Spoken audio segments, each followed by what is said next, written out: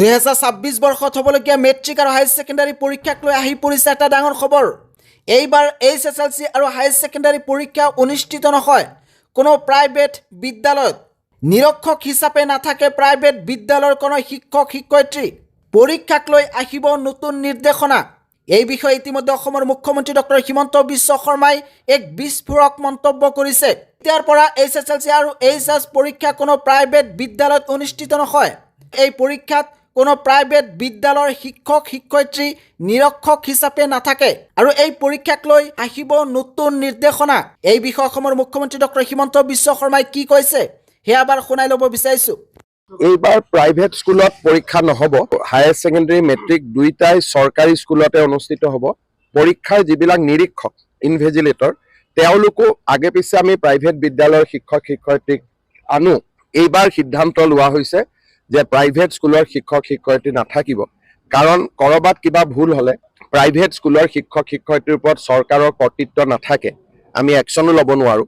সেইকাৰণে এইবাৰ আমি কৈছোঁ যে যিহেতু বহুতখিনি নিযুক্তিও হৈ গ'ল, সেইকাৰণে চৰকাৰী বিদ্যালয়ৰ শিক্ষক শিক্ষয়িত্ৰীসকলেই পৰীক্ষাৰ নিৰীক্ষণৰ দায়িত্ব ল'ব। যোৱা কেইদিনমানত 10,000তকৈ বেছি শিক্ষক শিক্ষয়িত্ৰী নিযুক্তি হৈছে আৰু ফেব্ৰুৱাৰী মাহত আৰু 5,000 মান শিক্ষক শিক্ষয়িত্ৰী নতুনকৈ নিযুক্তি হোৱাৰ সম্ভাৱনাও আছে।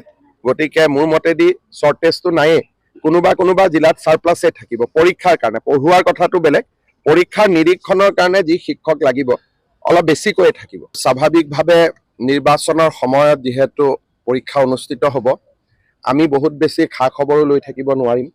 সেইকাৰণে আজি মই আমাৰ যিখিনি চেণ্টাৰ ইনচাৰ্জ আছে তেখেতসকলক নিমন্ত্ৰণ কৰিছিলোঁ। ৰণোজ পেগু ডাঙৰীয়া আৰু মই দুয়োজনে তেওঁলোকক পৰীক্ষাটো যাতে সুকলমে পৰিচালনা কৰে তাৰ বাবে অনুৰোধো জনালোঁ। আৰু আগতে বিশেষকৈ ADRE পৰীক্ষা এই শিক্ষক শিক্ষয়িত্ৰীৰ দ্বাৰাই সুন্দৰভাৱে অনুষ্ঠিত হৈছিল, তেখেতসকলক অভিনন্দনো জনালোঁ। আৰু মই ভাবোঁ যে সকলোৰে প্ৰচেষ্টাত এইবাৰ মেট্ৰিক আৰু হায়াৰ ছেকেণ্ডাৰী পৰীক্ষা তেখেতসকলে সুকলমে পৰিচালনা কৰিব। দিনটো তেওঁলোকক ট্ৰেইনিং কৰা হৈছে। ইয়াৰ সূক্ষ্ম কথা বতৰাবিলাকত আমি সোমোৱা নাই।